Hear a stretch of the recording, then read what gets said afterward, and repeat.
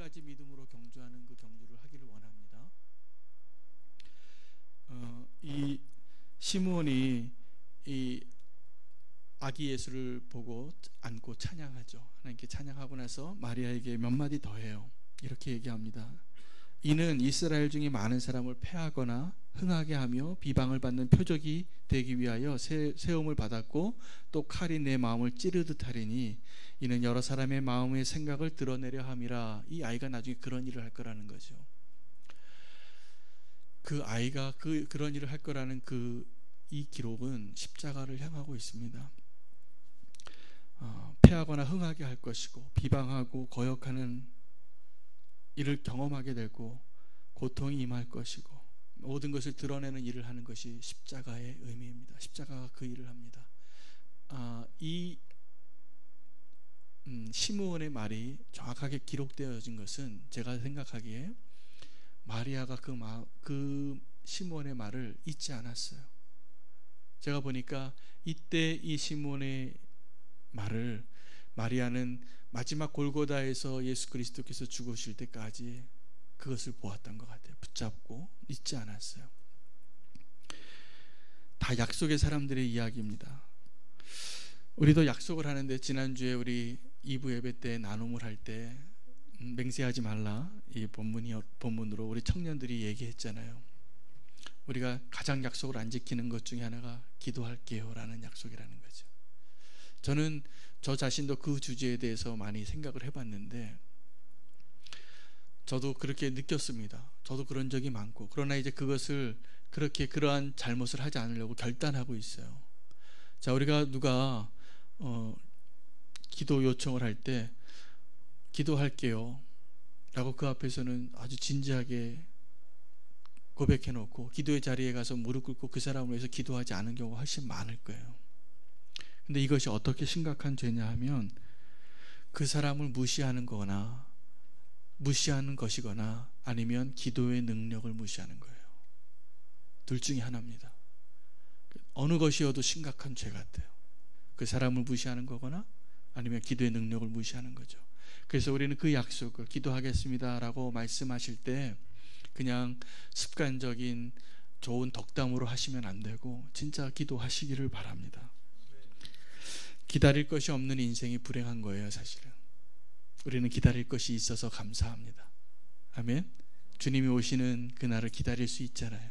기다릴 누군가가 있고 기다릴 무언가가 있다는 것이 우리에게 축복인 것입니다. 하나님이 약속하신 것을 기다리십시오. 초대교회 때 이 성령의 역사가 예수님께서 부활하셔서 제자들에게 40일 동안 보여주시고 올라가시면서 너희는 예루살렘에 남아있어서 내가 약속한 것을 기다리라 라고 올라가셨어요. 그리고 열흘 만에 성령님이 약속하신 대로 옵니다. 그리고 성령의 시대, 교회의 시대가 시작이 되어지는 것이죠.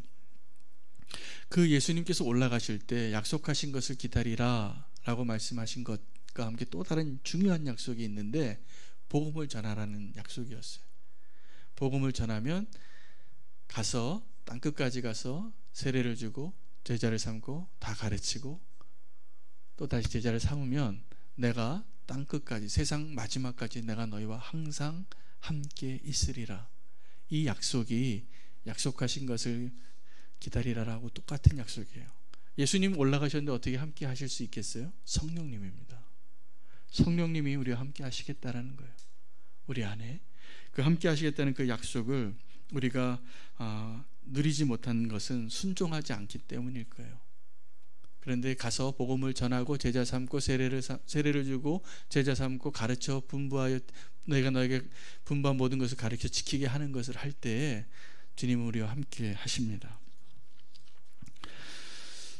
사실은 우리가 제가 오늘도 이렇게 설교하는 이유는 우리에게 기다릴 힘이 없기 때문입니다. 기다릴 수 있다면 그것은 하나님의 은혜입니다. 우리가 주님이 다시 오시는 날을 기다리는 그 등불을 가지고 기다리는 열처녀의 비유 중에 한 명이에요. 우리 모두는 다 신랑이 오기를 기다리는 겁니다. 교회가 그런 위치에 있으니까. 그런데 신랑이 늦게 와요. 달란트 비유에서도 그렇고 농부의 비유에서도 그렇고 주인이 언제 올지 모르거나 늦게 와요. 기다림을 위해서 우리가 그 마지막 때를 알고 싶어 합니다. 여러분도 마지막 때 알고 싶지 않으세요? 네? 마지막 때가 언제인지 알고 싶지 않으십니까? 알고 싶은 거는 아마 정상일 것 같아요. 알고 싶은데 안 알려주세요. 왜 안 알려주시냐면 우리가 모르는 것이 더 축복이기 때문입니다. 예, 왜냐하면 하나님이 더 은혜의 그레이스텀을 갖고 있기 때문이기도 하고, 우리가 그 때를 알면 믿음으로 살기 어려울 겁니다. 제가 농담으로 몇 구역에서 모 집사님이 농담 삼아 이렇게 얘기하신 걸 들었어요. 내가 60세 때까지는 좀 살살 살다가 이후에는 제대로 믿겠다고 이렇게 농담으로 계속 얘기하시더라고요. 저는 그분의 믿음의 중심을 잘 압니다. 좋은 분이시라고 믿고 믿음 좋으신 분인데 농담하시는 거죠. 근데 그 농담을 생각해 볼 필요가 있어요. 자, 우리가 12월 30일 날 주님이 오시면 우리가 어떻게 생각하냐면, 아마 그 집사님이 농담하듯이 살 가능성이 있는 분들이 많아요. 어떻게 하는 거냐면 12월 31일 날 주님이 오실 거 우리가 알고 있으면 12월 30일까지는 대충 사는 겁니다. 자, 그러면 어떻게 될까요? 12월 30일까지 우리가 방탕하게 살다가 30일 저녁에 회개하고 31일 날 아침을 맞이하면 됩니까? 이게 축복이 아닌 거예요. 자, 우리가 기다림의 축복은 뭐냐 하면 언제 오실지 모르기 때문에 하루하루를 하나님이 기뻐하시는 거룩한 신부로 거룩한 삶을 사는 게 축복이지, 31일 날 오는 걸 아니까 30날까지는 세상에 버타여 살다가 내가 살고 싶은 대로 살다가 마지막에 회개하지라고 생각하는 것이 불행입니다. 불행입니다. 그래서 기다릴 수 있는 것, 기다리는 삶이 축복인 것입니다. 제가 아는 분은 또 어떤 분이 계신데 그분은 복권을 잘 산대요. 근데 실제로 당첨은 별로 안 됐는데 복권을 사면 일주일 동안 기분이 좋대요. 이거 혹시 당첨될까 봐. 그래서 하나씩 사가지고 지갑에 넣고 다니신다는 얘기를 들었어요. 자, 복권 하나 사도 그 복권이 혹시 당첨될까 봐 갖고 다니는 게 기분이 좋은데, 우리가 예수님이 다시 오신다는 그 약속을 믿고 내 마음에 품고 사는 그 사람은 어때야 되냐 하면 하늘을 나는 듯한 기분으로 사셔야지 정상입니다. 우리가 모든 고난이 있고 문제가 있고 내가 원하는 것이 안 돼도 기다리는 자의 삶, 주님이 가르쳐 주시지 않은 이유는 우리가 천국을 가지고 소망하고 사는 사람은 이 세상 사람들은 다 죽겠다 그러는데 나 혼자 살겠다라고 살 수 있는 사람이 정상이에요. 그런데 우리는 그런가 한번 돌이켜 보셔야 돼요. 그것이 아니라면 우리가 지금 다른 것을 기다리고 있기 때문에 그런 거거든요. 그 약속을 믿지 않거나. 하나님이 우리에게 약속하신 것은 분명히 이루어집니다. 아멘. 주님 다시 오십니다. 우리를 구원하십니다. 그 약속이 흔들리지 않아야 돼요. 그 약속한 것을 아직 받지 않았는데 이미 받은 것처럼 산 사람을 제가 한 명 소개하려고 하는데 유기성 목사님이에요. 유기성 목사님이 처음에 그 전신이 믿음의 집이었는데 건축을 어마어마하게 해놓고 다른 데서 안산에서 목회 잘하던 젊은 목사님이 왔는데 빚이 너무 많은 거예요. 200억이 넘었어요. 그런데 교인은 부흥을 시켜야 되겠고 빚은 많고 매달 결제하는데 맨날 커트라인이 걸리고 이 공사를 시작하고 끝낼 수도 없는 상황에 오는데 어느 날 심장이 멎을 것 같은 통증이 오시더래요. 이 고민 때문에, 이 빚 때문에.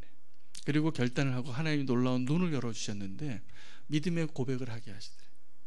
아, 이 빚은 하나님이 갚아주셨다라고 믿고 살자. 믿고 살자. 그리고 그 다음부터 선한목자교회에 이제 헌금 들어오는 모든 헌금은 빚 갚는 데 쓰지 않고 교회가 해야 하는 일에다 썼어요. 선교하고 봉사하고 섬기고 흘려보내고. 쉽지 않을 겁니다. 우리 보통 상식으로는 그렇게 하기 어렵죠. 빨리 빚부터 갚아야지 좀 자유로워지잖아요. 근데 하나님 주신 마음이기 때문에 이렇게 우리 빚지고 살자고 얘기하는 게 아니라 믿음의 고백이기 때문에 말씀드리는 겁니다. 그래서 지금의 선한 목자교회가 됐다고 저는 믿어요. 그러니까 우리에게 믿음이 필요한 거예요. 우리가 문제를 해결하기 위해서 그 문제를 먼저 하는 것이 아마 대부분 아마 장로님들은 그렇게 생각하셨을 것 같은데, 저는 그래서 우리 선한목자, 그 전에 선한목자 교회의 장로님들도 대단하신 것 같아요. 그런 목사님을 따라서 동의해 줬다라는 게. 그래서 같이 아름다운 역사를 만드셨어요. 만드셨고 지금도 그 빛이 그대로 있어요. 그런데 거꾸로 그것을 그 믿음으로 선포하고 나가지 않았다면 지금의 선한목자교회는 없었을 것 같아요. 제가 생각하기. 우리도 하나님이 약속하신 것에 대한 분명한 약속으로 믿고 나아갈 수 있는 믿음의 사람, 믿음의 교회 되기를 축복합니다. 우리 기다림에 대해서 또 한 명 제가 소개하고 싶은 사람이 세례 요한이에요. 세례 요한이 예수님과 동시대를 살았습니다. 6개월 형님이었거든요. 그런데 따로 지내다가 광야에서 하나님의 때에 이 털옷 입고 지팡이 들고 광야에서 외치는 자의 서리로 살다가 예수님을 만나서 예수님을 세례도 주고, 그리고 자기가 옥에 갇혔는데 자기 제자들을 예수님에게 보내면서 물어요. 내가 기다리던 사람이 당신이 도대체 맞습니까? 왜 물어봤냐 하면 세례 요한이 흔들린 거예요. 세례 요한은 예수님이 하나님이신 걸 알았습니다. 세례 요한이 세례 주던 그 장면에 성부, 성자, 성령님이 함께 임했던 기록이 나와요. 놀란 걸 다 경험하고 알았어요.